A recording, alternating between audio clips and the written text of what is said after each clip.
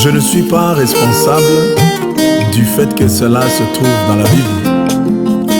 Ma seule responsabilité réside dans le fait de le déclarer.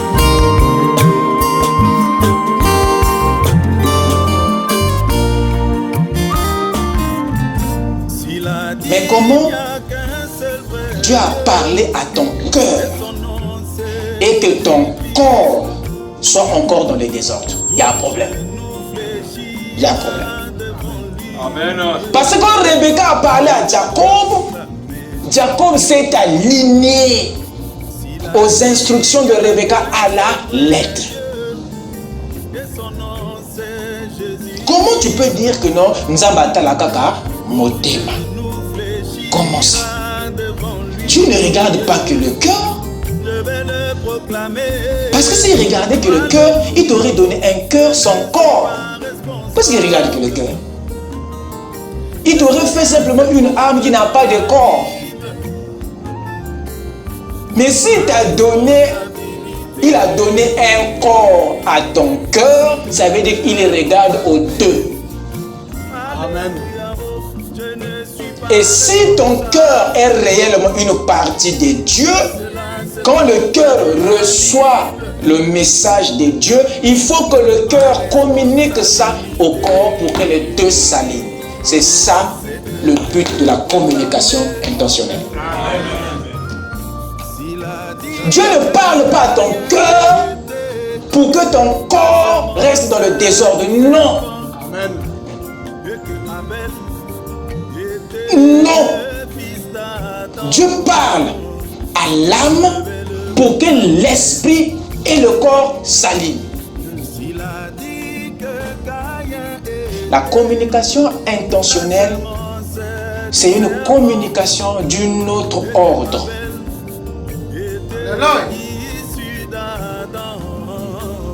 Nous allons voir comment est-ce qu'elle se fait. Je vous ai dit que là, Dieu ne traite plus avec vos mots, avec vos paroles. Parce que, pour commencer, il n'écoute pas les mots. Dieu n'écoute pas vos paroles. Dieu n'entend pas la voix de vos cordes vocaux. Dieu n'écoute pas, même ton français, ton chinois, Dieu n'écoute pas les langues de Babel. Nous avons toutefois pensé que dans cette communication, c'est l'écho, c'est le son, c'est la voix qui est au centre. Voilà pourquoi nous avons produit des prières avec beaucoup de bruit. Parce qu'on se dit que non, Dieu écoute les sons. À tel point que dans notre communication avec lui, il y a un gros bruit. Beaucoup de paroles, beaucoup de mots. Et nous avons oublié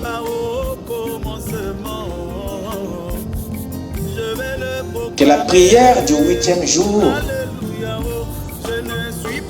n'est plus des mots, mais c'est maintenant l'intention. Voilà pourquoi c'est une communication à base de la pensée du cœur, à base de l'intention. C'est ça la communication intentionnelle. L'amour a disparu. Je n'en plus ça. Et sur le monde entier, le vent vous s'est levé, le Saint-Esprit est là. Amen. Que le Seigneur vous bénisse. Amen. Je vous salue tous ce soir dans le précieux nom du Seigneur Jésus-Christ. Amen. Sans plus tarder, je vais vous inviter à prendre vos Bibles. Nous allons lire dans deux passages. Nous allons commencer dans le livre des Hébreux au chapitre 1.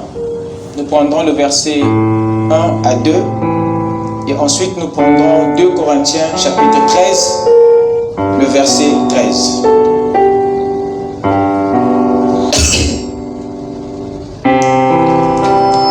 Voici ce que nous lisons au chapitre des Hébreux. Après avoir autrefois, à plusieurs reprises et de plusieurs manières, parlé à nos pères par les prophètes, Dieu dans ces derniers temps nous a parlé par le Fils qu'il a établi héritier de toutes choses, par lequel il a aussi créé le monde. Je répète, après avoir autrefois, à plusieurs reprises et de plusieurs manières, parlé à nos pères par les prophètes, Dieu dans ces derniers temps nous a parlé par le Fils qu'il a établi héritier de toutes choses, par lequel il a aussi créé le monde. Amen. Avec nos têtes inclinées, Seigneur notre Dieu Tout-Puissant, encore une fois de plus, nos cœurs se sont tournés vers toi ce soir pour t'élever, Seigneur, dans nos vies, pour te glorifier, Seigneur, pour te vénérer. Car nous savons, ô Dieu, avant toi, il n'y avait point de Dieu. Après toi, il n'y en aura point aussi. Tu es le seul véritable qui a créé les cieux et la terre. Notre temps, Seigneur, est entre tes mains, ainsi que notre vie, Seigneur. C'est pour cela, ô Dieu, nous sommes venus tels que nous sommes. Croyons que Père, ton sang est encore puissant pour nous purifier, nous laver, nous pardonner, Seigneur. Amen.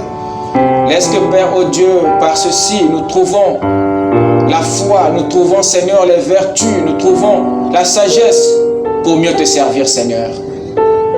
Ne nous laisse pas repartir tel que nous sommes venus, Seigneur. Ajoute quelque chose de plus dans notre marche et dans notre vie. Je prie à ce que, Seigneur, que tu visites chacun de nous, Seigneur, et que tu exauces le désir le plus profond, Seigneur, qui est enfoui dans les cœurs. Laisse que, ô Dieu, l'honneur et la gloire te reviennent, alors que nous te consacrons, Père, ces moments de communion entre tes bonnes mains, dans le nom qui ne faillit jamais, le nom qui est respecté dans toutes les dimensions, le nom qui est honoré, le nom qui est servi par tous les esprits au siècle des siècles, le nom du Seigneur Jésus-Christ, notre Dieu. Amen. Amen. Je vous prie de vous asseoir pendant que nous ouvrons dans 2 Corinthiens chapitre 13.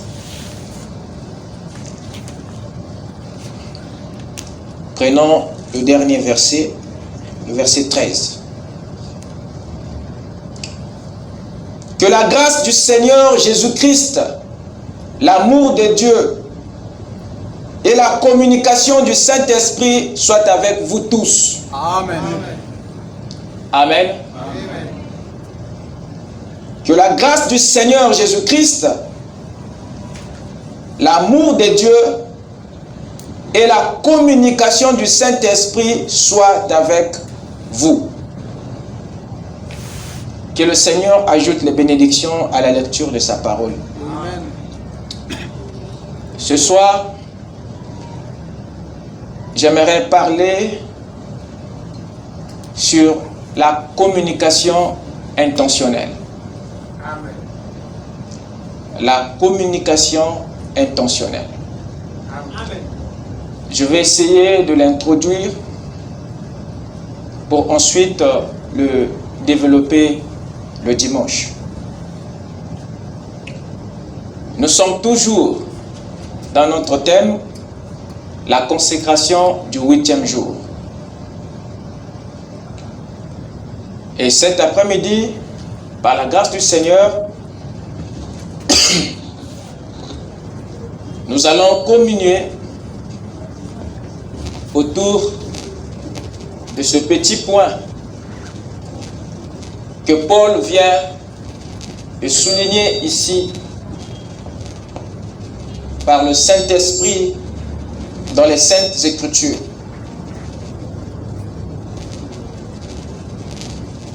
Paul vient de parler d'une communication par le Saint-Esprit. Et nous savons tous, quand quelqu'un se consacre à Dieu, Dieu décide maintenant de le parler de façon ouverte. Nous avons vu récemment qu'il y a deux dimensions dans notre relation parfaite. Il y a la filiation ou la relation verticale. Il y a la fraternité ou la relation horizontale. L'amour divin est la loi qui tient notre relation verticale. L'amour divin est la loi 37, le commandement qui tient notre relation avec Dieu. Et la loi 39, qui est ici l'affection fraternelle, est le commandement qui gère notre relation avec les autres. Mais dans chaque relation que nous avons énumérée, il y a aussi une communication dedans. Nous devons savoir que après que vous soyez entré en relation horizontale avec votre femme, la chose qui suit, qui vient après, c'est la communication. La communication est la chose qui se trouve dans chacune de ces relations. Entre l'homme et Dieu, il y a certes une relation, mais dans cette relation, il y a aussi la communication. Il en est de même dans la relation horizontale. Il y a aussi une communication là-dedans. Cette communication n'a rien à voir avec l'amour. Cette communication n'a rien à voir avec les lois qui gèrent les relations.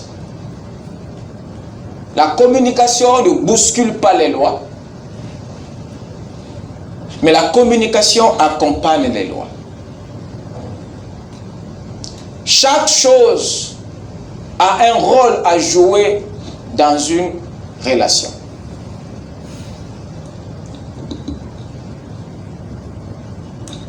La communication spirituelle est celle qui se fait dans notre relation spirituelle, dans notre relation verticale. Et la communication naturelle est celle qui se déroule, qui se fait dans la relation horizontale.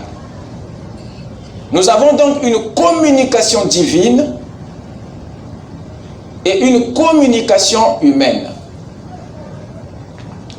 Nous avons une communication verticale.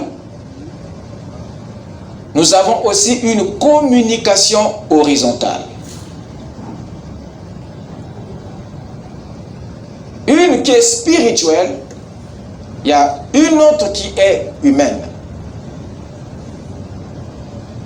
La communication dont nous parlons ici Qu'est-ce que c'est concrètement? Communiquer, c'est partager l'information à un ou à plusieurs personnes. Communiquer, c'est donner, c'est partager quelque chose à quelqu'un. C'est un partage d'informations entre deux personnes. Communiquer, c'est parler, échanger avec quelqu'un. Et nous savons que dans toute relation horizontale, il y a un certain élément qui accompagne cette communication. Par exemple, ici, dans cette relation entre l'homme et la femme, par exemple,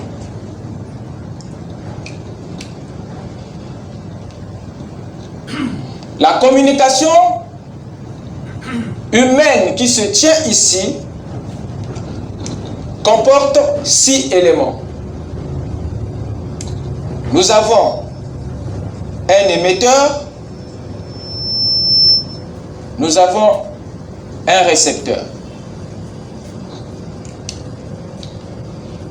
La femme peut être le récepteur, l'homme peut être l'émetteur, tout comme vice-versa. Et dans cette communication,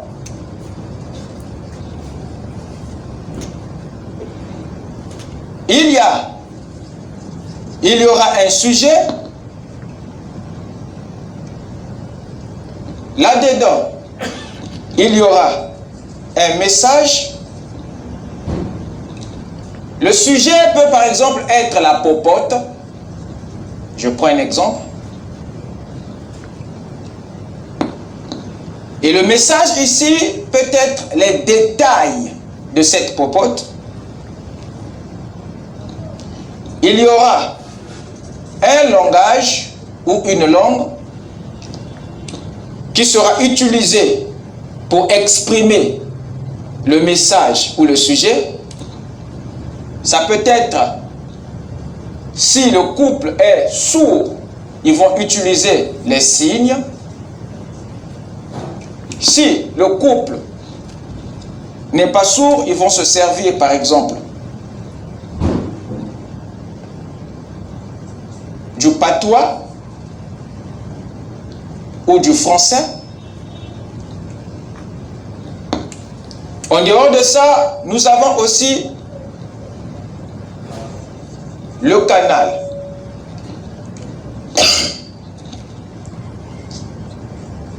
Ici, ça peut être le canal, peut être par exemple la lettre ou la parole. Dans cette communication, il y a un certain nombre d'éléments qui vont avec pour se faire comprendre. La communication doit comporter un message, un langage ou une langue. Il faut qu'il y ait aussi un support de communication, la voix ou le signe, la parole ou la lettre. Voilà comment se fait la communication dans une relation horizontale.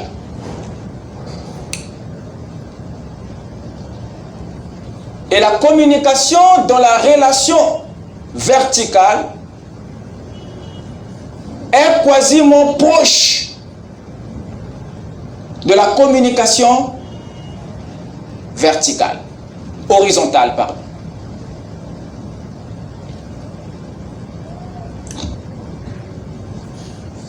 Entre Dieu et l'homme, nous voyons aussi quasiment la même chose.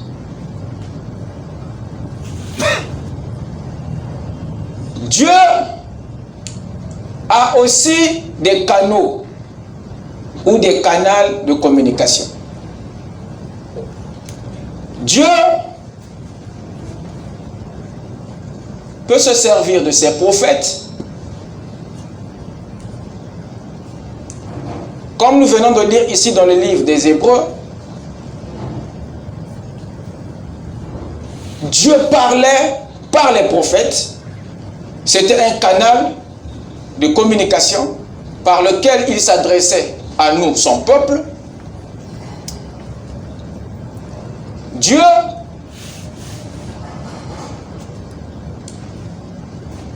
a aussi des langues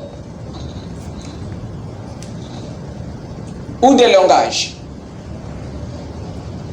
Selon 1 Corinthiens 13, Paul nous parle des langues des anges et des hommes. Ce sont des langues connues ou inconnues. Dieu peut se servir d'une langue. Nous avons vu en Babylonie, lorsque Dieu avait parlé au roi Belkazar, il y avait un message qui était apparu en langue inconnue, où cela a nécessité un prophète pour décoder.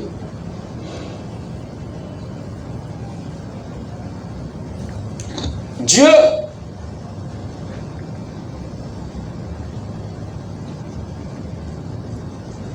a aussi un message. Tout dépend du type de message qu'il amène. Un message de repentance, de condamnation, de bénédiction. Dieu a aussi des canaux secondaires qui sont des voix, des songes, des visions par lesquelles il peut se servir pour communiquer. La communication est quelque chose de très important dans une relation. Lorsque elle n'est pas maîtrisée, elle peut compromettre une relation. Amen. Yes, sir. Une relation peut être en bonne santé, mais aussi longtemps que la communication n'est pas maîtrisée, nous pouvons assister à une tragédie. Lorsque un homme et une femme se mettent ensemble et qu'ils ne se comprennent pas, et qu'il y a un problème dans le langage que l'autre parle n'est pas compris par l'autre, on aura l'impression que c'est la relation qui ne va pas bien. Or, au fond, c'est la communication qui a un problème. Amen. Avoir une relation est une chose. Mais saisir la communication dans la relation, c'en est aussi une autre. Et la plupart des temps, nous courons après la relation alors que nous ne maîtrisons pas les éléments de la communication. Dieu, dans sa relation avec nous, emploie des langages, emploie des choses pour communiquer avec nous. Mais si nous ne saisissons pas, nous ne comprenons pas les langages de Dieu, les langages que Dieu utilise pour nous parler, pour nous communiquer dans notre relation avec lui, nous n'allons pas le comprendre. Amen. On aura alors l'impression que Dieu ne nous parle pas. Beaucoup se disent que depuis que j'ai cru, depuis que je vais à l'église, depuis que je prie, Dieu ne me parle pas. Nombreux ont cette tendance, ont cette impression qui me semble que Dieu ne me parle pas. Alors que le problème peut bien se poser au niveau de la communication. Dieu ne peut pas entrer en relation avec toi sans pourtant communiquer avec toi. Amen. Tu ne peux pas avoir une relation avec une personne sans pourtant communiquer. L'absence de la communication révèle l'état de notre relation. Quand vous ne communiquez pas intentionnellement avec une personne, ça veut dire que votre relation n'est pas en bonne santé. Mais aussi longtemps que la relation y est, ça fait appel à la communication. Si la relation est la preuve de votre consécration, alors la communication sera l'expression de votre relation. La preuve que la relation y est, il y aura communication. Mais dans cette communication, il faut que les conjoints, les individus apprennent et comprennent les langages. Nous voyons ici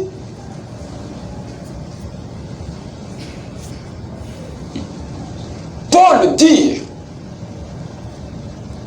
dans le livre des Hébreux, je vais le relire, après avoir autrefois, à plusieurs reprises, de plusieurs manières, parlé à nos pères, Dieu avait une alliance avec le peuple d'Israël. Et cette alliance était une forme de relation. Dieu, une fois contracté cette alliance, ne s'est pas tu. Dieu n'est pas resté muet. De plusieurs manières, Dieu communiquait. Dieu parlait. Il dit ici à plusieurs reprises pour dire que Dieu ne se tait jamais dans la relation verticale. Yes, sir. Il dit, il a parlé à qui? À nos pères. Par le canal des prophètes. Et il continue à le faire jusqu'au dernier jour.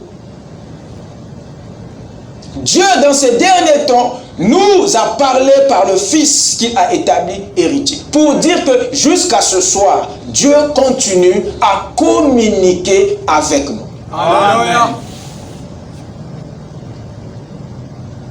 Mais il a un canal par excellence.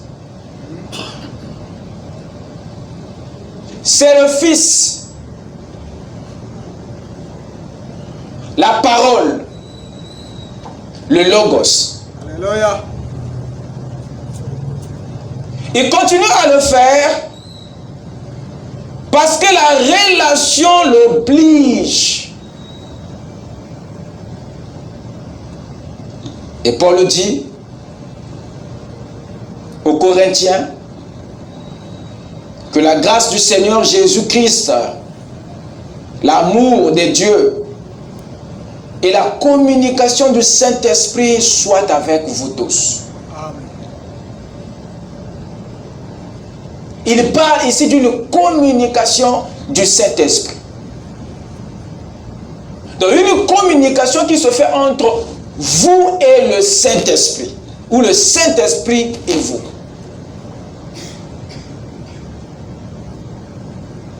Ce n'est pas une communication inconsciente, mais Dieu est dans une communication intentionnelle.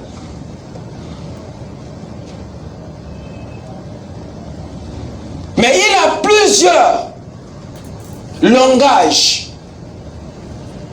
Il nous incombe alors à nous de comprendre le langage que Dieu se sert pour nous parler. Amen. Parce que si nous ne comprenons pas le langage de Dieu, alors la communication sera compromise. Nous sortirons, nous dirons comme les autres que Dieu ne nous parle pas. Alors que la communication est l'outil de base, l'outil indispensable dans une relation. Écoutez ce que Job dit ici au chapitre 33, s'il vous plaît. Prenez avec moi Job 33, le verset 14 à 18.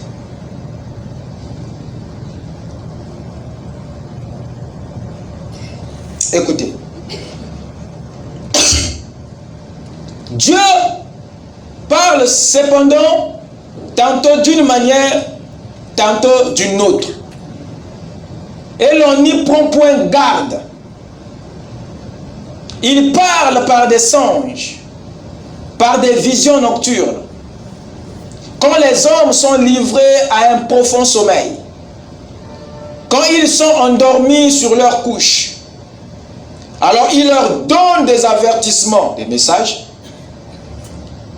et met le sceau à ses instructions, afin de détourner l'homme du mal et de le préserver de l'orgueil, afin de garantir son âme de la fosse et sa vie des coups du glaive.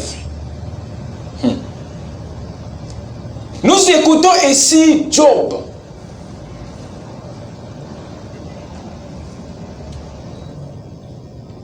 Cet homme qui nous donne des cours de communication ici. Il apporte ici un élément que beaucoup de croyants qui étaient sous le son de Jésus-Christ n'ont même pas pu saisir. Alors que Job était sous le son des boucs et des taureaux. Amen.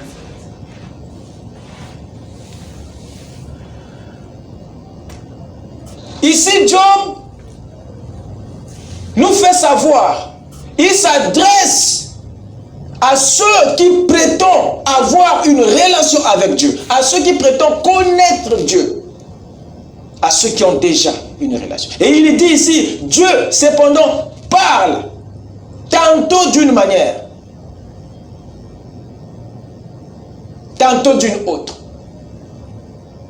Là, ça montre que Dieu est en perpétuelle communication avec son peuple. Amen. Et il emploie diverses manières.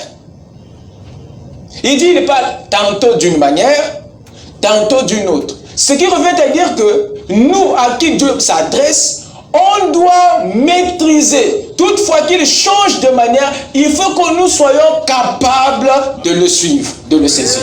Alléluia. Amen. Amen. Parce que la spiritualité et cette relation que nous entretenons avec lui nous impose de le connaître. Amen.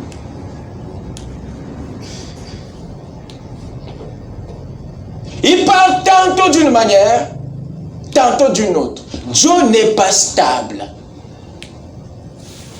Il change de manière à tout moment. Ce n'est pas pour t'en nuire, non. Mais c'est pour nuire à ton ennemi. Amen. Parce que s'il les garde la même manière, alors ton ennemi aura les informations que toi seul es censé avoir. Amen. Alléluia. Parce qu'il sait que le diable veut avoir des informations pour compromettre ta destinée. Yes. Il y a des choses que Dieu ne veut pas que le diable écoute. Amen. Écoutez mes chers amis. Dieu en Éden était trop gentil. Il est descendu ce soir. Pendant qu'ils s'entretenaient, il communiquait avec ses enfants.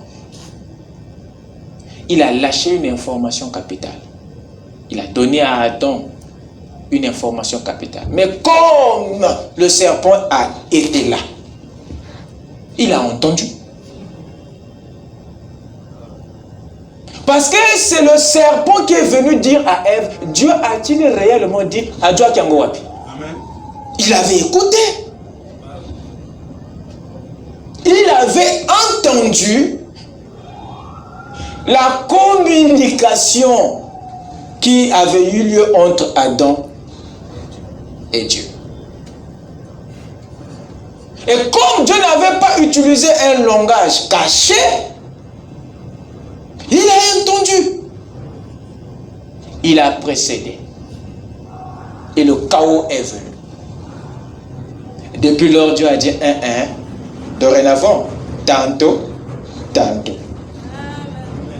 Alléluia. Amen. Il a confiance, il sait que vous êtes suffisamment spirituel pour le connaître dans ses caractéristiques. Il a dit, mes bébés connaissent ma voix. Amen. Ils ne suivront pas un étranger. Parce que sa voix, l'écho de sa voix est en vous. Alléluia. Lorsqu'un imposteur se présente, vous n'avez pas besoin qu'il parle. Vous avez en vous le testeur. Vous saurez que ça, c'est pas Dieu. Le Père ne parle pas comme ça. Amen. Alléluia. Qu'est-ce qui s'est passé? Le serpent a entendu. Parce que Dieu avait parlé en langage clair. Il a pris l'information et il a utilisé contre Dieu. Mais si Dieu avait utilisé le langage du 7e sceau, je pense que cette information ne sera pas à la portée de tous dans les jardins. Amen. Voilà pourquoi, dès lors, Dieu ne marche plus en ligne droite, ne communique plus en ligne droite pour te protéger et protéger son programme.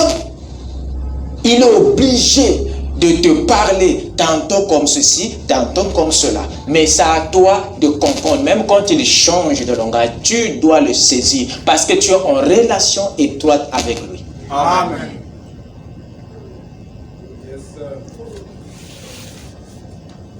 Dieu parle cependant tantôt d'une manière, tantôt d'une autre. Et l'on n'y prend point garde. Ah, voyez?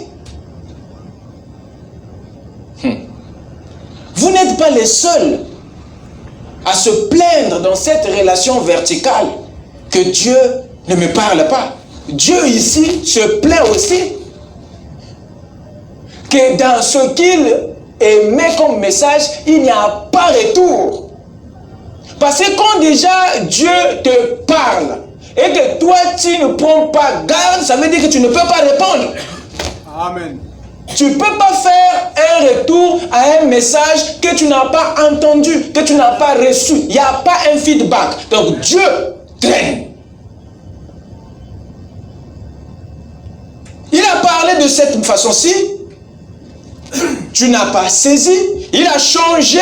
Tu n'as toujours pas saisi. Dieu est là dans une relation verticale seul.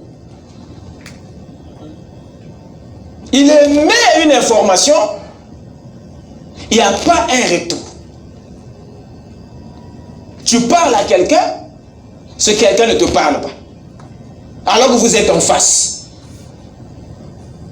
Ça te donne quelle impression? Un peuple qui entretient une relation avec Dieu, mais qui a des difficultés pour saisir les langages de Dieu. Il y a des problèmes de communication dans cette relation. Amen. Voilà pourquoi vous remarquez, il y a longtemps que vous marchez avec Dieu. Mais il y a des fois, vous marchez sur les peaux des bananes. Vous posez des questions, c'est arrivé comment? Mais Dieu t'avait déjà parlé, tu n'as pas pris garde. Amen.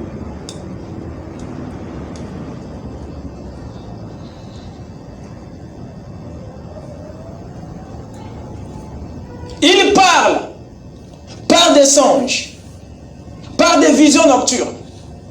Ça, ce sont des moyens secondaires. Quand il passe par des songes, par des visions, ça veut dire que non, par la voix officielle, tu n'as pas écouté.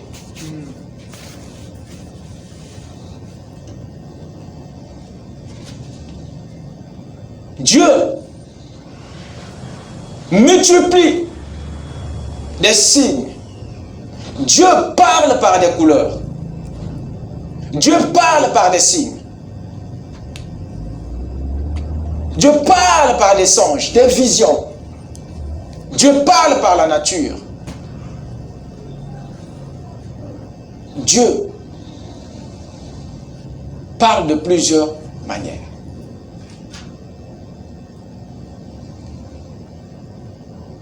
Ce qui peut faire que nous passons à côté de la communication, à côté de son langage. À mon avis, il n'y a que deux choses. Soit nous ne connaissons pas les langages que Dieu utilise pour nous parler. Nous sommes ignorants en ce qui concerne les langages de Dieu. Soit nous les connaissons, mais nous sommes pris dans la distraction. Amen. Amen. Il n'y a que ça. Amen. Qui peut expliquer le vide dans la communication. Amen. Le problème dans notre relation ici, au niveau de la communication, je répète, c'est le manque d'informations sur les langages que Dieu utilise pour nous parler. On n'est pas soit assez informé, assez cultivé, assez instruit sur les langages de Dieu. Ou soit nous les connaissons, mais nous sommes pris au piège des choses du monde. Notre attention est ailleurs. Amen. Yes, sir. Voilà ce qui nous rend, qui détruit notre communication verticale.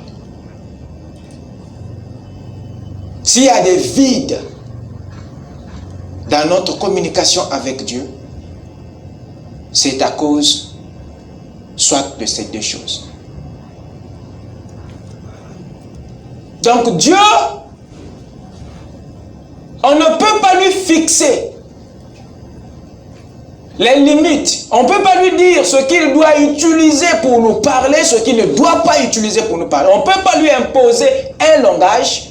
On ne peut pas lui autoriser ceci et l'interdire ceci. Il est libre de se servir de tout pour nous parler.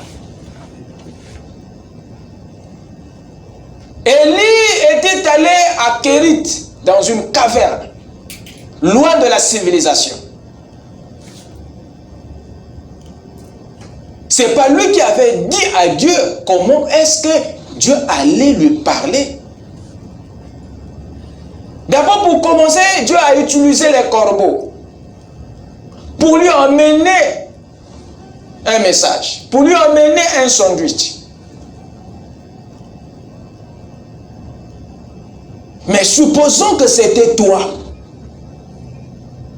Tu es là, tu vois un corbeau, un oiseau de mauvais augure venir avec un sandwich. Tu ne sais pas d'où ça vient. Vous êtes sûr que vous direz la bonne chose? Vous êtes sûr que votre intention sera correcte? Un corbeau qui descend avec des pattes toutes noires, tacheté de la boue, mais avec un sandwich dans son bec. Bon. Déjà de la famille d'où vous êtes venus, on parle déjà du mal au sujet du corbeau. Je vous assure, vous allez prendre la pierre, vous allez lapider ce corbeau et vous aurez raté le colis, le message de Dieu. Alléluia. Yes, sir. Parce que vous vous êtes dit que quand Dieu veut me parler, je vais entendre une voix audible. Amen. Amen. Voilà un enfant de Dieu qui a une bonne relation avec Dieu, mais qui a une mauvaise communication avec Dieu. Parce que tu n'es pas enseigné au sujet des langages.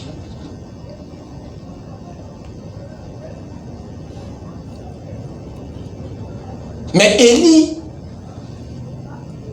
a béni le Seigneur pour ses corbeaux. Et il a passé un jubilé. Frère Branham dit qu'il avait même grossi. Il avait maintenant des gros joues. Quand il est sorti de là, il avait gagné au moins 90 kilos. Amen. Amen. Parce qu'il savait lire les langages de Dieu. Amen. Et dans sa relation avec Dieu, il était très attentif. Il ne voyait pas le diable partout comme toi tu vois le diable partout. Le problème avec les chrétiens d'aujourd'hui, c'est que vous voyez le diable partout au moins à 90%, mais Dieu, on peut les peine les compter. Parfois même tu as du doute. Est-ce que ça c'est Dieu? Ah non.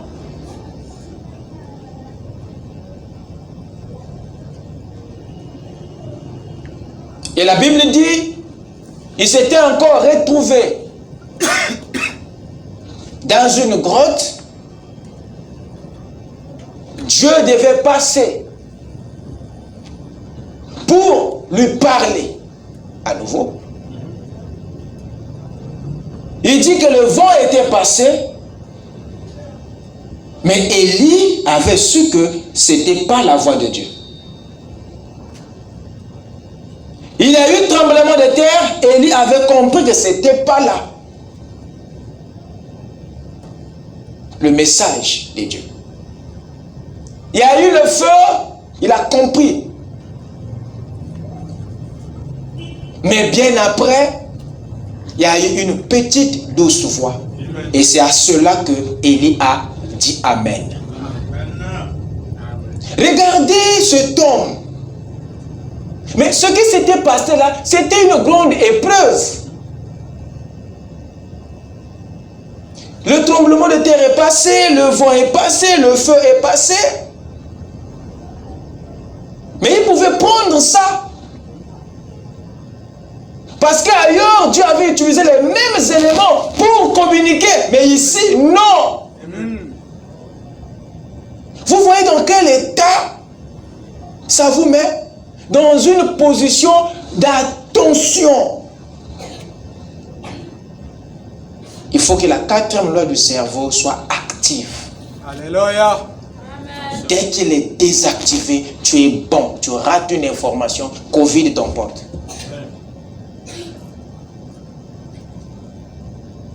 Il faut alors développer une sensibilité thermique.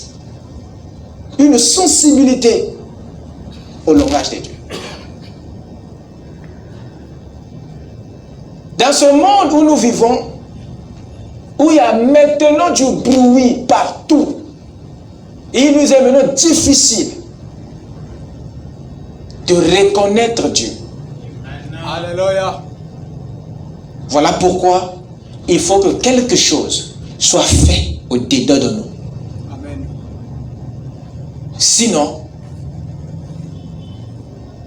on aura des messages non lus dans le répertoire de votre pensée, de votre esprit. Beaucoup de messages non lus. Parce que tu n'es même pas au courant que c'est un message qui est arrivé. Et voilà pourquoi les enfants de Dieu que nous sommes en train d'entrer dans le jugement alors que Dieu nous avait déjà parlé.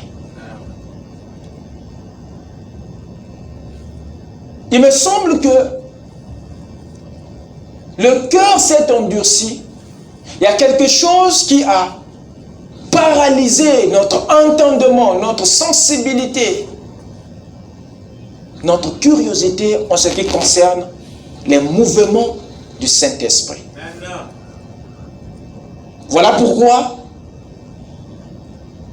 dans cette consécration, le Saint-Esprit ressuscite cette sensibilité pour nous rendre vraiment sensibles au mouvement du Saint-Esprit, au langage de Dieu. À quoi bon avoir cette relation avec Dieu et être incapable de l'entendre parler? En fait, madame dit que cela nécessite une nature d'entendre Dieu parler. Amen. Et c'est cette nature qui manque. Parce que si elle n'est pas là, votre entendement est bouché. La Bible dit que celui qui a des oreilles entende ce que l'Esprit dit à l'Église. Amen. L'oreille que Dieu demandait, réclamait, ce n'était pas cette oreille naturelle. Alléluia. C'est l'oreille de l'âme. C'est l'entendement du cœur. Alléluia. Dites Amen. Amen. C'est cet entendement-là qui nous permet d'entendre les langages de Dieu.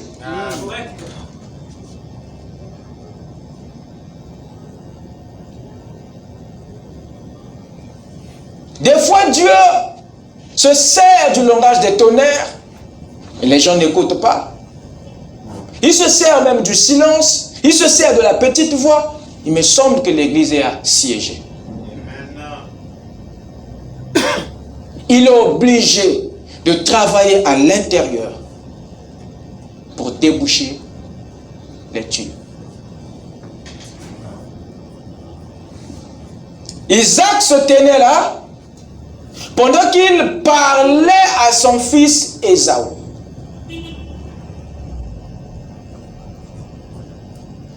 Rebecca n'était même pas là. Elle n'était pas là. Pendant qu'Isaac parlait, communiquait à son fils.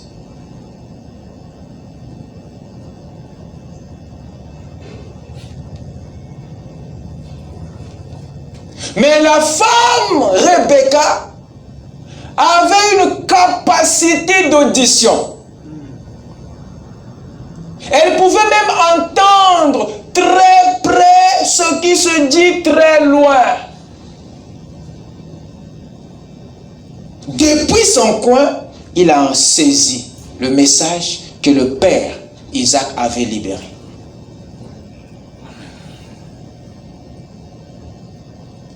Isaac était sur le point de mourir. Il appelle son fils Ésaü pour lui communiquer le deadline. La date limite. Il dit, mon fils, là, je m'en vais vers la voie de toute la terre. Apporte-moi un mets, un gibet que je mange avant de mourir. Or, la Bible prouve que Ésaü avait l'habitude de le lui donner. Mais ce qu'il n'a pas compris, c'est que ce jour-là, c'était différent. Le message de ce jour était différent des messages qu'Isaac lui donnait les autres jours. Amen. Avant, quand il le lui disait, le gars n'était pas sur le point de mourir. Mais là, il est sur le point de partir. Ça veut dire qu'il y avait urgence dans cette information. Alléluia. Mais pourtant, à lui, cela lui était dit en face. Il était proche d'Isaac en face. Il n'a pas saisi l'urgence. Il est allé loin. Mais celle qui n'était pas là, elle a écouté très proche ce qui se disait très loin. Elle a compris l'information. Et ça dit que là, c'est urgent. C'est là qu'elle s'est tournée. Elle a donné l'information à Jacob. Jacob a agi. Pourquoi? Parce que Rebecca, l'épouse, avait un entendement parfait. Amen. Amen. Ésaü était le fils d'Isaac. Mais Rebecca était la femme d'Isaac. Donc il est évident que l'épouse comprenne mieux le langage de son mari. Alléluia. Voilà l'avantage de l'épouse en ces derniers jours. Amen. Rebecca a saisi le langage, la communication. Et elle a transmis les instructions à Jacob. Jacob a résisté, dit, ah maman, ça, cette affaire-là, il y a la malédiction dedans. Rebecca dit, s'il y a la malédiction, que ça tombe sur moi. Va. Donc le moteur de cette affaire, ce n'était pas Jacob. C'était la mère, l'épouse. Et Rebecca, c'est ton âme. Amen. Et lui seul, l'âme a cette nature, cette capacité d'entendre le langage de Dieu. Amen. Même ce qui se dit dans le calme, l'âme a la capacité de l'entendre tout haut, ce qui se dit dans le silence. Amen. Et une fois que l'âme a entendu le message, il donne des instructions à l'esprit et au corps d'obéir, d'accomplir la parole qui est sortie. Dites Amen. Alléluia. Le corps et l'esprit peuvent raisonner. Il dit, allez-y, faites. S'il y a des sanctions, des bénédictions, c'est sur moi que ça va venir. Voilà pourquoi l'âme est plus bénie que le corps. Amen. Amen.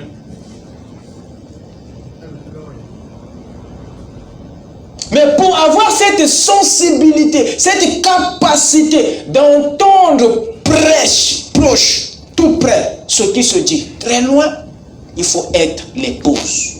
Amen. Amen. Ésaü est un baraqué, un religieux. Il est parti loin. Alors que la chose était juste à côté. Amen. Quand il revient, trop tard. Oh mais attends, mon cher. Tu n'as pas entendu que le gars était sur le point de mourir? Oh mais non! Oh mais moi je croyais. Non, c'est différent. Regarde bien le message. Il n'a pas la capacité de bien saisir. Et il y a beaucoup de croyants Ésaü. Amen. Dieu a donné un message clair, mais vous allez d'abord vous promener Vous perdez le temps dans les histoires, dans ceci, cela et tout ça. Et le temps passe et tu es surpris. Mais retenez. Ésaü avait une relation avec son père. Mais dans cette relation, il a raté la communication. Et ça a déterminé. Une information loupée peut bousiller une vie.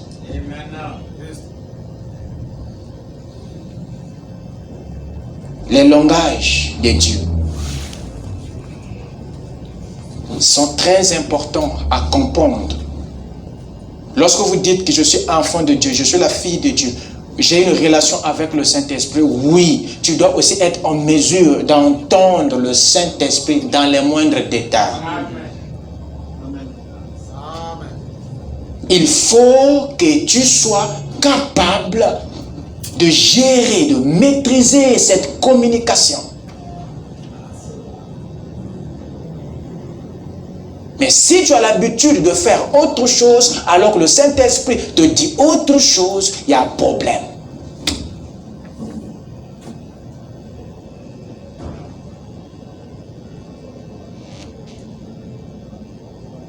La communication.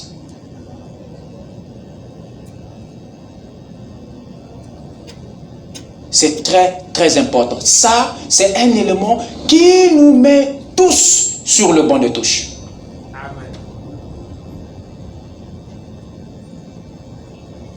Oh, moi, Dieu me parle. Moi, ceci, cela. Ah bon? Mais quand Rebecca a parlé à Jacob, les deux se sont alignés.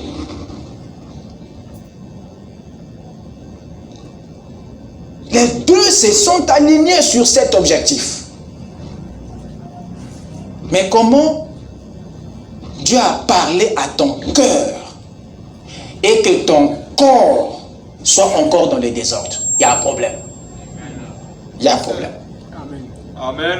Parce que quand Rebecca a parlé à Jacob, Jacob s'est aligné aux instructions de Rebecca à la lettre. Comment tu peux dire que non, Nzambata la kaka motema? Comment ça? Dieu ne regarde pas que le cœur. Parce que s'il regardait que le cœur, il t'aurait donné un cœur sans corps. Parce qu'il regarde que le cœur. Il t'aurait fait simplement une âme qui n'a pas de corps. Mais s'il t'a donné, il a donné un corps à ton cœur, ça veut dire qu'il regarde aux deux. Amen. Et si ton cœur est réellement une partie de Dieu, quand le cœur reçoit le message de Dieu, il faut que le cœur communique ça au corps pour que les deux s'alignent. C'est ça le but de la communication intentionnelle. Amen. Dieu ne parle pas à ton cœur pour que ton corps reste dans le désordre. Non. Amen. Non. Dieu parle à l'âme pour que l'esprit et le corps s'alignent. La communication intentionnelle, c'est une communication d'un autre ordre. Alléluia. Nous allons voir comment est-ce qu'elle se fait. Je vous ai dit que là, Dieu ne traite plus avec vos mots, avec vos paroles. Parce que, pour commencer, il n'écoute pas les mots. Dieu n'écoute pas vos paroles. Amen.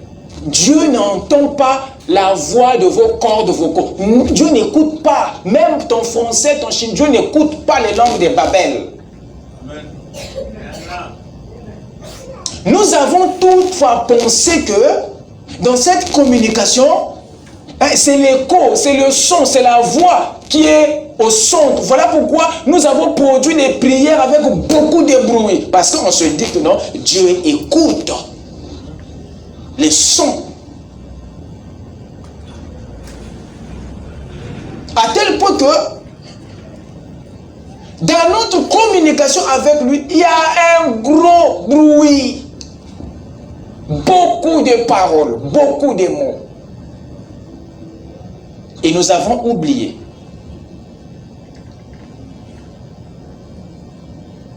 que la prière du 8e jour n'est plus des mots, mais c'est maintenant l'intention. Voilà pourquoi c'est une communication à base de la pensée du cœur, à base de l'intention. C'est ça la communication intentionnelle. Parce que Dieu, qui est la parole, il dit que lui, il discerne. Il dit les pensées et les intentions du cœur. Il discerne. Ça veut dire il voit. Dieu, il voit quoi? L'intention, quoi? La pensée du cœur. Donc la pensée, l'intention, c'est toute une prière. Amen. Tu peux communiquer à lui rien que par une intention. Là où tu es assis, tu émets une pensée. La communication est parfaite. Amen. Amen. Parce qu'il ne veut pas que tu parles trop. Au 8e jour, il n'y a plus de baba. Il n'y en a plus. Voilà pourquoi quand tu sors, le diable a déjà entendu tout ce que tu as sur le cœur. Il te jette des pots de banane. Tu as fait trop de bruit dans la prière. Il a tout écouté. Frère Branham dit, le seul moyen pour que le diable ne puisse pas savoir, c'est que je le garde dans mon cœur. Et quand je le prononce, il est déjà au courant. Amen. Amen. Quand vous parlez, il saisit.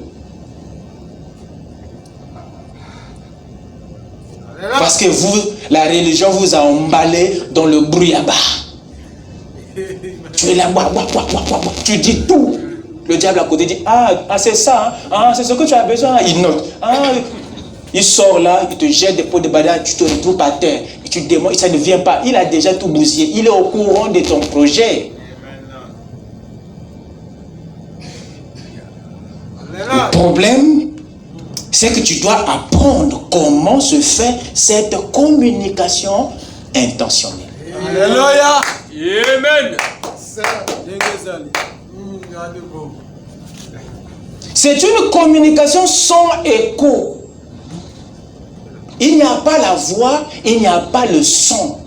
Mais il n'y a que la pensée, il n'y a que l'intention. Il y a un grand silence, mais une information est en train d'être partagée au Saint-Esprit.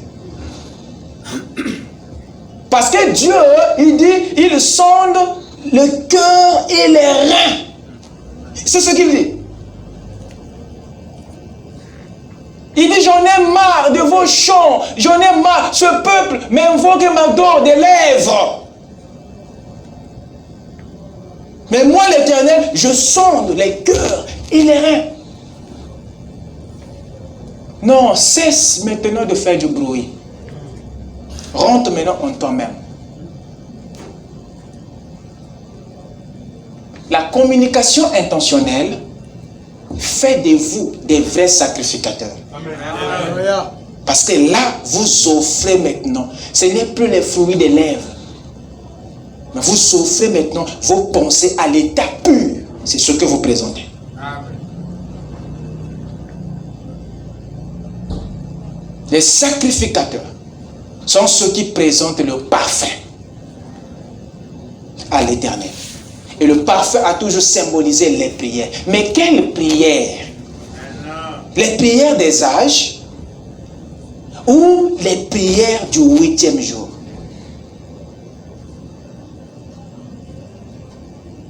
Parce que si tu continues à prier comme le monde, tu donnes des mots de tête à Dieu. Et tu sèmes la confusion dans ta propre requête. La communication intentionnelle. C'est une communication intérieure, dépourvue d'écho extérieur. Intention à intention. pensée vers une pensée. Parce qu'il dit que vous n'aurez même pas parlé que moi, l'Éternel, j'aurais déjà exaucé. Comment ça? Vous n'aurez même pas ouvert la bouche. Vous n'aurez même pas parlé. Moi, je vous aurais déjà exaucé. Il y a un problème là. Il a vu quoi? Il a écouté quoi pour qu'il m'exauce? L'intention. Amen. Amen, amen. Aujourd'hui, si tu ne sais pas manipuler ta propre pensée, si tu ne peux pas gérer tes propres intentions, non, tu ne peux pas être admis dans la famille des sacrificateurs. Amen. Parce qu'un sacrificateur devait d'abord maîtriser, écoutez-moi très bien, maîtriser son encensoir. Lorsqu'on était des enfants de cœur, là, Jésus ressuscité, le prêtre Bogdan Kowarski, qui était un Polonais, lui, il insistait beaucoup sur l'encensoir. Et s'il se rend compte que ton encensoir n'avait pas assez d'encens, il te disqualifiait pour la réunion prochaine. Pour lui, un enfant de cœur, surtout celui qui faisait ce travail-là, devait très bien tenir l'encensoir, très bien le manipuler et qu'il ait toujours de la fumée. Parce qu'il arrivait un moment où, devant l'autel, que le maître de cérémonie vient lui présenter l'encensoir pour que le prêtre puisse d'abord bénir l'autel. Il bénit l'autel avec l'encensoir, il bénit. Pour ceux qui étaient des catholiques savent, il bénit après, il continue, il remet l'encensoir, il continue son sacerdoce. Et lui, quand il prenait l'encensoir et qu'il se rendait compte que quand il balance, il n'y a pas la fumée, tu avais affaire avec lui. Donc pour lui, toi, tu as gaspillé son sacerdoce. Comment tu me donnes un encensoir qui n'a pas de la fumée?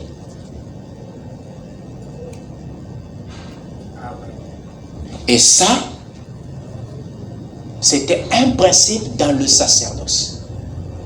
Un sacrificateur devait maîtriser son encensoir. Amen. Si tu ne sais pas le manipuler, le balancer, le remplir, tu as un problème.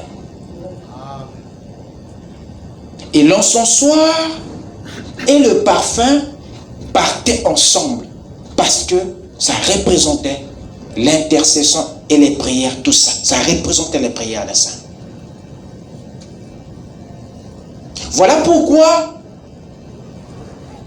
les 80 prophètes, quand ils ont surpris le roi Osias en train de manipuler l'encensoir, ils furent tous enragés. Parce que là, c'était un blasphème.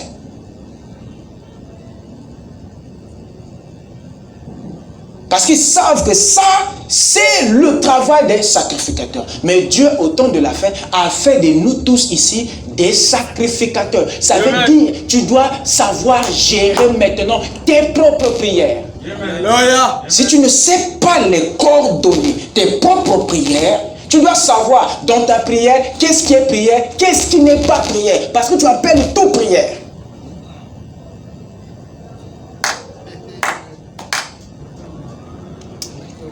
L'intention dont je parle ici, c'est la pensée du cœur, pas la pensée de l'esprit.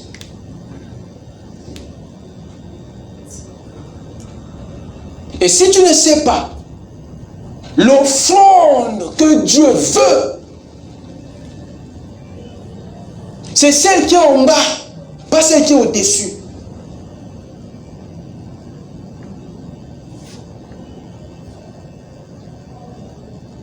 Dieu, en ce 8e jour, a besoin d'une classe de sacrificateurs qui savent manipuler leur encensoir, leur parfum, qui ont la maîtrise de la prière, qui connaissent cette communication, comment est-ce qu'elle se fait.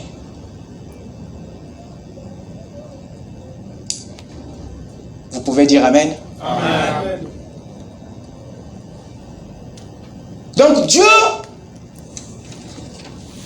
est précis dans son ministère. Il est précis, très précis.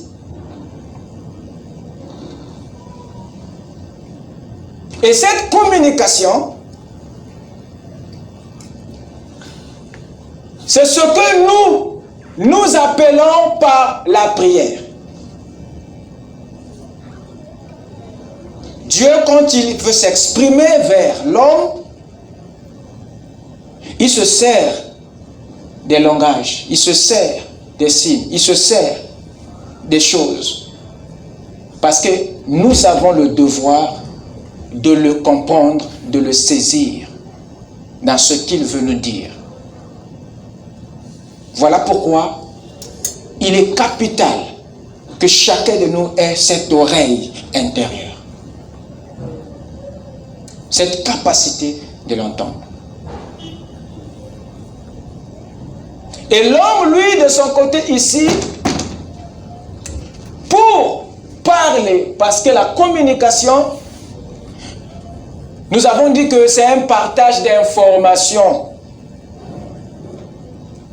Il y a des informations que Dieu veut partager à l'homme, et il y a des informations que l'homme veut aussi partager à Dieu. Et c'est ça le cercle de la communication.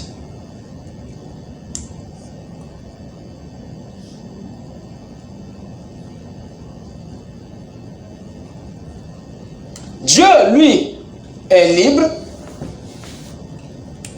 de communiquer en se servant tout type de moyens, toutes sortes de langages.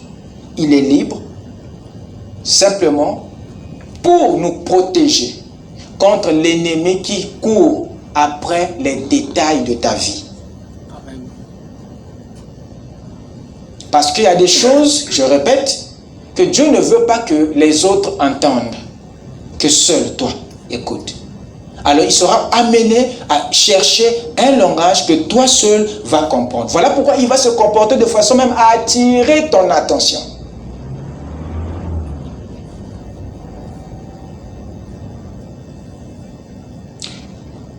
Moïse était chez Jéthro. Dieu pouvait lui parler dans la maison de Jéthro. Mais il a attendu qu'il se retrouve dans le désert pour que seul lui, Moïse, reçoive cette information. Parce que s'il le donnait dans la maison de Jéthro, imaginez, tout le monde allait la voir, peut-être le diable serait au courant et allait déjà précéder en Égypte. Or Dieu, dans sa façon de faire, il aime surprendre. Et il veut que vous aussi, vous appreniez à surprendre votre adversaire. Amen. Pour ce faire, le secret est la règle d'or. Voilà pourquoi Dieu sécurise les informations. Il change de langage. Ce n'est pas pour t'ennuyer, pour te rendre la tâche difficile ou pour te donner des mots de tête. Non, il change de manière parce qu'il compte sur ta spiritualité. Et il compte sur cette nature, cet entendement qui est en toi. Il a confiance que même s'il change, tu vas le saisir.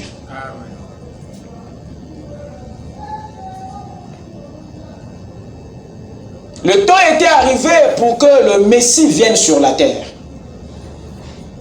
Et Dieu avait un groupe de personnes à qui il voulait donner cette information. C'était les mages. Mais regardez la manière dont il a utilisé pour leur partager ce message. C'est une étoile qui est apparue. Mais à eux, ça leur a étiqué, ça les a intrigués, cette étoile. Mais toi et moi, de fois, nous ne contemplons même pas le ciel. Même si une étoile sort et brille ici, la première des choses qu'on va faire, on va fuir. Mais regardez, Dieu savait que ces gens-là ne regardent pas les choses comme tout le monde. Cette étoile les a intrigués. Ça les a attirés. Et ils ont saisi l'information qui était derrière ça. Mais c'est Dieu qui communiquait avec les mages par cette étoile. Et il était sûr que ces mages allaient comprendre. Parce qu'ils avaient suffisamment une nature pour saisir le langage des étoiles. Amen. Ils ont été préparés. Et je crois de tout mon cœur que tout le temps que tu passes dans la présence de Dieu, ton âme est conditionnée, préparée à comprendre Dieu dans toutes ses manières. Amen. Voilà pourquoi il est tranquille. Si quelque chose arrive dans la famille, tout le monde va réagir autrement, mais toi, tu vas te comporter spécialement d'une certaine manière. Amen. Parce que tu vas te poser des bonnes questions pour comprendre ce que Dieu veut dire, veut faire. Voilà pourquoi ce qui arrive souvent dans nos familles n'est pas pour tout le monde. Il y a des événements qui cachent que des messages pour certains. Quand ça arrive, le concerné sait que non, il faut sortir, il faut partir. Mais Dieu est à la recherche d'hommes et de femmes sensibles qui peuvent communiquer avec lui dans cette relation verticale. Donc l'homme, lui, communique à son Créateur par la prière.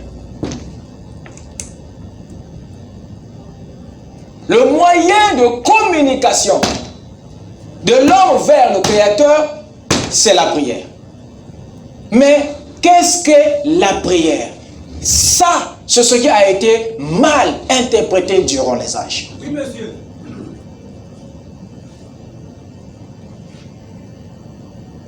Ce moyen de communication-là, que vous appelez la prière, c'est là où le diable a tripoté. Amen. À tel point que Dieu au ciel, quand il regarde, il se pose la question. C'est quoi ça? Yes, sir. Parce que nous avons mélangé des tas de choses ici. Il y a plein d'histoires qu'on a appris pour la prière, mais qui n'est pas la prière du tout. D'ailleurs, tel que tu es assis là, tu penses que l'adoration c'est la prière. Tu penses que la demande c'est la prière. Tu penses que l'intercession c'est la prière. Tu penses que la supplication c'est la prière. Tu penses. Ce ne sont que les éléments de la prière.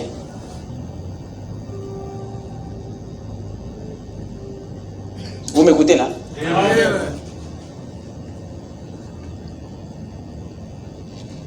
La prière, qu'est-ce que c'est? C'est une communication avec Dieu. C'est parler à Dieu et Dieu te parler. C'est ça la prière.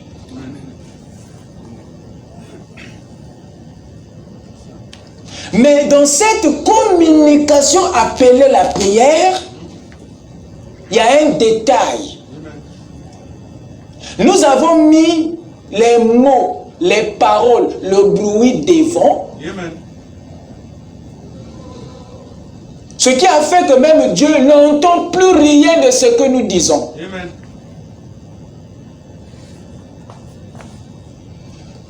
Il y a deux grands principes de la prière. Deux.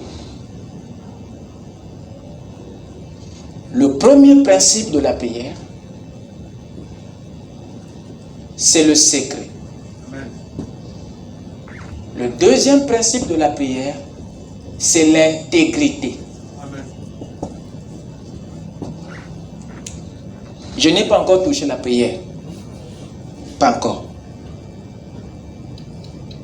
Prochainement, on va rentrer dans la prière pour essayer un peu de parler les composants de la prière. Qu'est-ce qui compose la prière?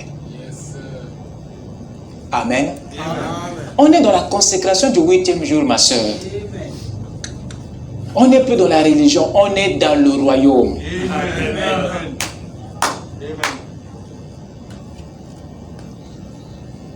Il y a deux principes. C'est ça qui couvre, qui coiffe une prière parfaite. Le secret de l'intégrité. Vous m'accordez quelques minutes pour traiter ça?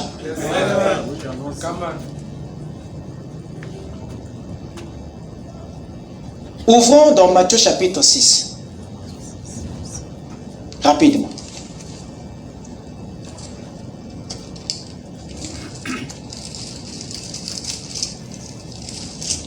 Matthieu 6, commençons à partir du verset 5 à 6. C'est très, très, très important. Écoutez. Lorsque vous priez, ne soyez pas comme les hypocrites. Les hypocrites là, ce sont des personnes comme toi et moi qui fréquentent l'église, qui sont des membres d'église, qui prient Dieu, qui servent Dieu, qui lisent la Bible. Ce sont des religieux. Mais cela n'empêche pas qu'ils soient païens. Amen. Vous êtes avec moi? Amen. Écoutez, lorsque vous priez, ne soyez pas comme les hypocrites qui aiment à prier debout dans les synagogues et au coin des rues pour être vus des hommes. Je vous le dis en vérité, ils reçoivent leur récompense. Donc les hypocrites, ça, les hypocrites là, c'est un groupe de religieux, des croyants, qui quand ils prient, ils aiment être à découvert. Quand ils prient, ils aiment la visibilité. Donc si tu es hypocrite là, tu es ce religieux là, ça veut dire que quand tu vas prier de façon que ceux qui sont à côté là sentent que yo saganagate. J'ai une collègue au boulot qui est membre d'une église dénominationnelle. Moi, j'ai ma chaîne de prière, je prie à chaque 3 heures. Il suffit que mon téléphone sonne pour me dire que, gars, il est temps pour communiquer. Je n'ai pas besoin de me déplacer lorsque j'ai une urgence, lorsque j'ai un client devant moi, lorsque j'ai une tâche. Si je suis libre, je peux me déplacer. Mais comme je sais que ma communication avec Dieu ne dépend pas d'une circonstance, vous comprenez? Alors je me connecte et je parle à mon Dieu. Et quand je le fais, on n'est pas au courant. Mais cette collègue, quand elle prie, des fois je me regarde, je me dis que moi je ne suis pas un pasteur, que je ne suis pas un homme de Dieu. Voilà une femme de Dieu. Amen. Quand elle prie, tu as pitié de toi-même. Tu te dis que yo Sam la gata. Quand elle prie, oh, elle rentre en langue, elle sort. Et tu entends seulement les failles. J'ai dit, Seigneur, ici là, tu sens, on voit les vibrations. Là, on est dit que nous, on tremble là, nous. Voilà les prières. Mais tout ça, ça n'impacte pas le diable. Ça ne règle rien. Parce qu'après, on voit la vie. On voit la vie. Mais non, pour quel est le but de tout ce bruit? Une prière des impressions. Et c'est ça la prière des hypocrites. La prière des pharisiens. Tu n'as pas besoin de ça pour que Dieu t'écoute. Tu n'as pas besoin d'élever la voix pour que Dieu t'écoute. Dieu n'a pas problème d'oreille. C'est clair. Tu n'as pas un problème auditoire, d'auditif. Non. Mais la religion nous a formés là-dedans et on est là debout.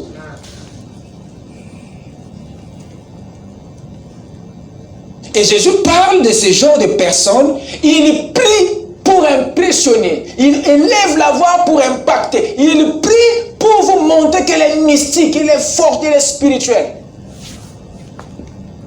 Jésus, dans la communication intentionnelle, il est en train de montrer le secret, la discrétion. Nous savons qu'il y a une prière collective, oui, mais ici, nous traitons d'abord avec l'individu. Parce que ce que tu fais seul est plus puissant que ce que tu fais en groupe. Amen. Donc, si je t'amène à comprendre ta propre communication, même si tu intègres le groupe, je n'aurai plus de problème. Parce que tu sais déjà la bonne prière, comment ça se fait. Donc, je ne suis pas contre les prières collectives, non. Non. Je suis contre les fausses prières. Et c'est parce que les individus n'ont pas été enseignés sur la communication intentionnelle. Voilà pourquoi même dans le public, dans le groupe, il s'est mené un grand marché. Amen. On peut avancer? Amen. Lorsque vous priez, ne soyez pas comme les hypocrites qui aiment prier debout dans les synagogues, au coin des rues. Voyez, au coin des rues, c'est la visibilité, l'impression qu'ils veulent. Qu'on sache qu'il y a Samela, qu'on sache qu'il y a Saganagati, ils prient, ils chassent les démons. Pour être vu, tu vois, il prie au coin des rues, il dit pour être vu, c'est la visibilité. Donc il prie pour être vu. Mais quand tu pries, écoutez les gars. Jésus ici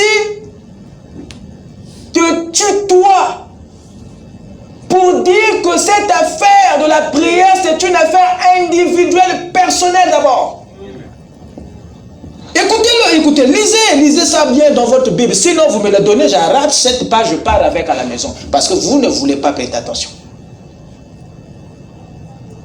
Il dit, mais toi, quand tu pries, c'est une affaire personnelle. Amen.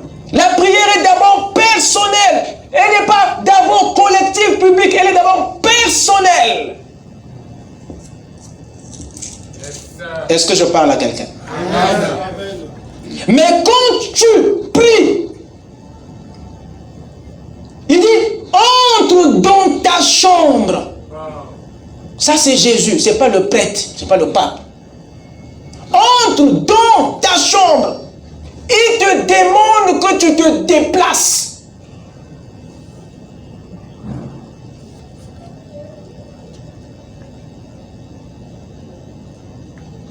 Il continue. Ferme ta porte. Et ensuite prie. Ton Père. Ça veut dire que c'est une filiation. Maintenant. Qui est où? Là, dans le lieu secret. Et ton Père qui voit dans le secret te le rendra. Amen. Donc le premier principe de la prière, c'est le secret, la discrétion. L'invisibilité. Dieu veut que quand cela arrive, que tu te déplaces, tu ailles dans un lieu tranquille, un lieu fermé, où peut-être le public ne peut pas te voir. Parce que la prière, l'activité auquel tu te livres a un caractère sacré et Dieu veut que tu observes le secret. Amen. Contrairement aux hypocrites qui le font en public, au coin des rues, voyez-vous, ils sont en train de ôter le sacré à cette pratique spirituelle. C'est une communication spirituelle, une communication divine. Ça a un caractère sacré. Voilà pourquoi Jésus veut que tu sois discret. Vous lirez les évangiles, vous remarquerez que Jésus, chaque fois qu'il priait, il se retirait toujours dans un lieu secret. C'est difficile que Jésus prie avec ses apôtres. C'est difficile. Lisez votre Bible. C'est rare que Jésus prie. Vous lirez tout. J'ai des écritures ici. Le temps manque. Je vais vous les donner. Vous lirez que non, Jésus se retira dans le désert pour prier. Il part avec les disciples, il les laisse et il va un peu à côté. Il va pour il se retirait toujours. Pourquoi? Parce qu'il obéissait au premier principe, la discrétion, le secret. Ce n'est pas pour être différent, non, pour garder le sacramento. Amen. Parce que la prière est sacrée. Ce n'est pas une communication que tu fais avec ton semblable, mais avec ton Créateur. Amen.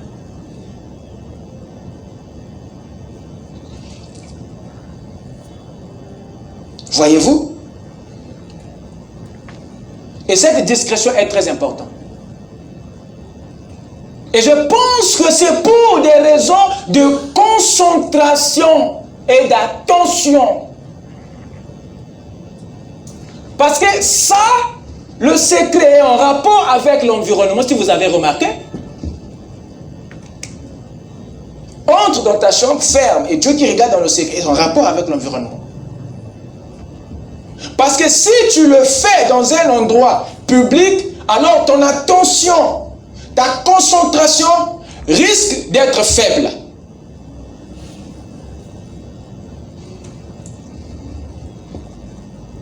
Je vais prendre le deuxième principe.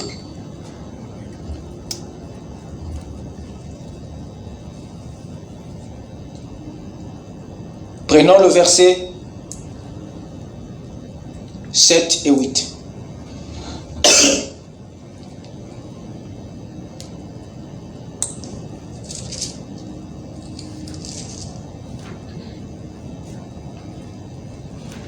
Il dit ceci: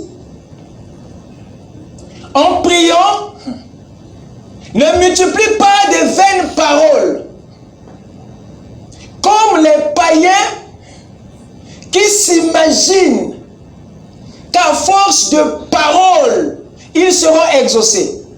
Ne leur ressemblez pas, car votre Père sait de quoi vous avez besoin avant que vous le lui demandiez. Amen. Amen. C'est grave.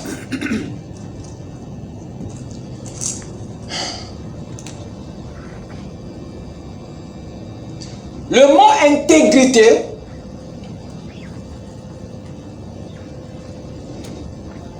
vient du mot intègre.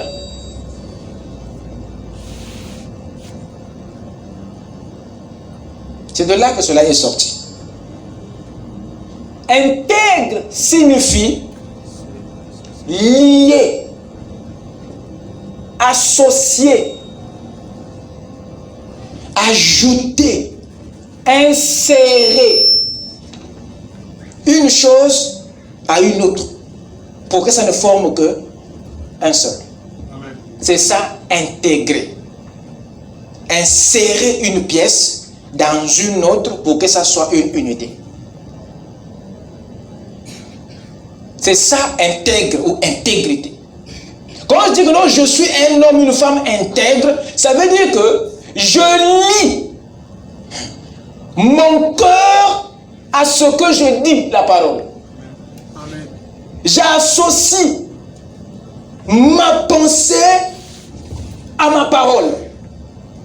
Je lie ma parole à l'acte. Quand je dis que je suis intègre, ça veut dire que non, je suis un avec ce que je dis et ce que je fais. Donc ce que je fais est exactement ce que je dis. C'est ça être intègre. Tu es un avec ta parole. Tu es un avec tes actes. C'est pas que ce que tu dis c'est une chose, ce que tu fais c'est une autre chose. Non. Et lorsque vous lisez ici, c'est vers ce concept-là que Jésus est en train de parler. Quand il parle des vaines paroles, c'est un concept hypocrite qu'il dévoile. Ce qui sort n'est pas vraiment ce qui est dedans. C'est ça les vaines paroles. Tu ne dis pas vrai. Comme c'est pour impressionner, tu ne dis pas exactement. Voilà pourquoi Jésus était contre les pharisiens, parce qu'ils étaient passés maîtres dans l'art de dire autre chose et de faire autre chose. Ce qu'ils disaient n'était pas exactement ce qui était dans leur cœur. Amen.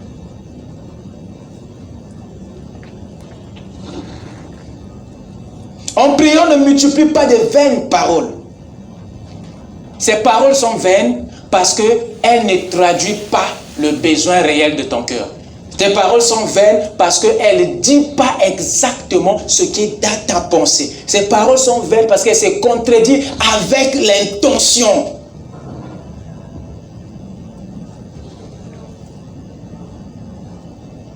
En priant, ne multipliez pas de vaines paroles, comme les païens qui s'imaginent qu'à force de paroles, ils seront exaucés. Ne leur ressemblez pas, car votre Père sait de quoi vous avez besoin avant que vous le lui demandiez. Voyez-vous, le Père voit déjà l'intention. La pensée qui est dans ton cœur, c'est celle-là que le Père exauce. Amen.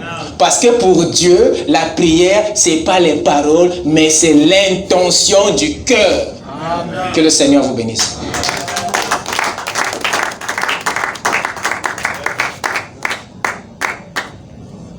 Et pour qu'il n'y ait pas de vaines paroles, que faut-il faire? Il faut exactement dire ce qui est là dans le cœur. Alléluia. Amen. Amen, amen. Amen. Lèvons-nous. Que le Seigneur vous bénisse richement. Amen. Le dimanche, nous allons avancer sur les composants de la prière. Et ensuite, nous allons voir tout ce qui est attaché à cela. Amen. Amen. Avez-vous apprécié la parole? Amen. Que le Seigneur vous bénisse. La communication intentionnelle. Avec nos têtes inclinées. Oh, prends mon âme, prends-la, Seigneur. Et que ma flamme brûle dans mon cœur, et tout mon être vive pour toi. Sois seulement maître, ô divin source de vie, de paix, d'amour. Vers toi je crie, vers toi je crie, la nuit, le jour. Entends ma plainte, sois mon soutien.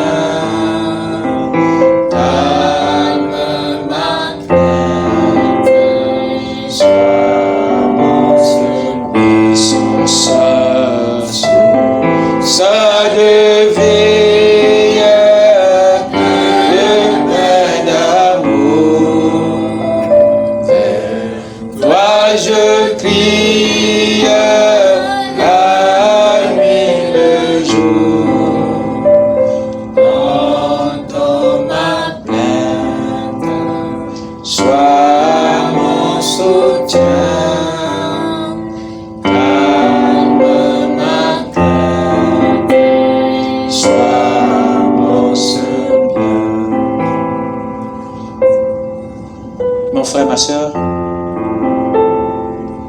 que chacun puisse parler à Dieu dans la tranquillité de l'esprit, dans cette communication intentionnelle, que chacun présente dans son cœur, dans sa pensée, à Dieu tout ce qu'il a comme besoin.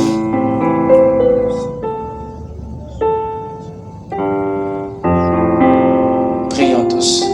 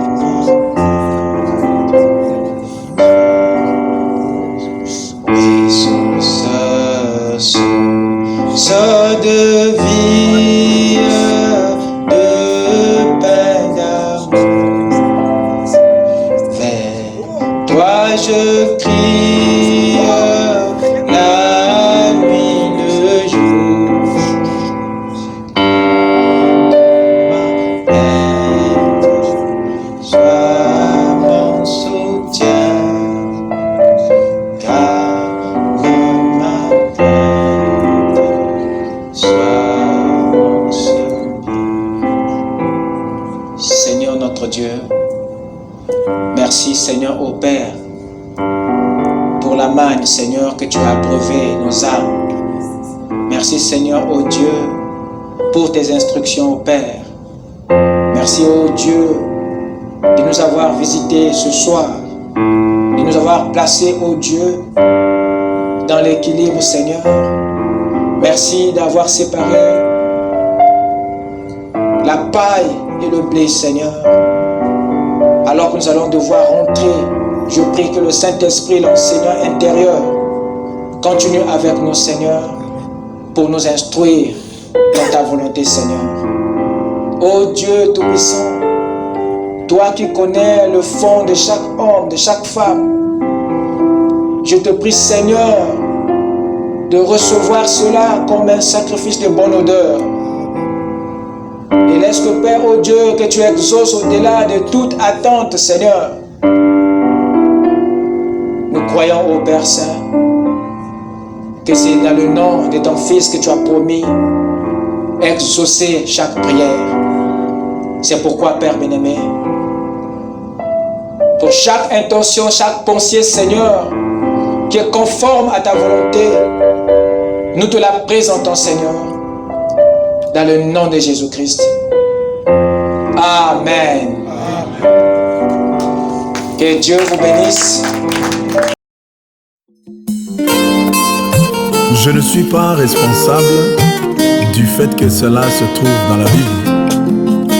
Ma seule responsabilité réside dans le fait de le déclarer.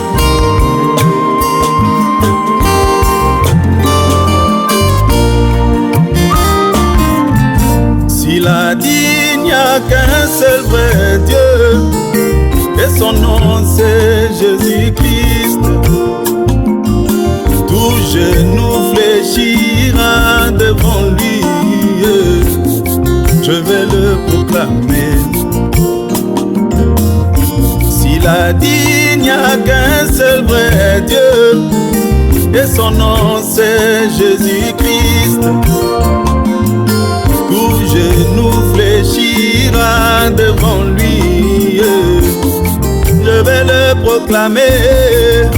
Alléluia, oh, je ne suis pas responsable.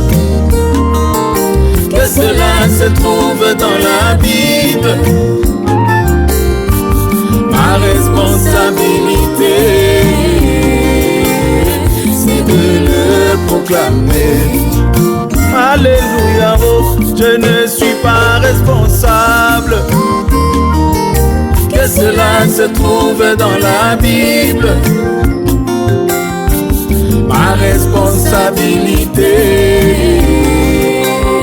c'est de le proclamer. S'il a dit que Caïn était la semence du serpent et que Abel était le fils d'Adam, je vais le proclamer.